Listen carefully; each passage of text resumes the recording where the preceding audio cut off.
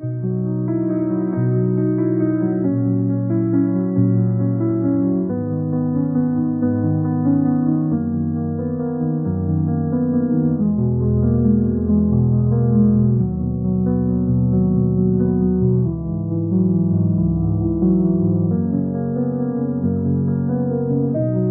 month of July was full of new beginnings and closure.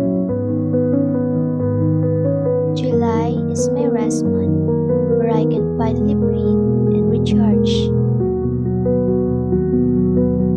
It allowed me to discover a new side of me. A lot of things happened, but I was thankful.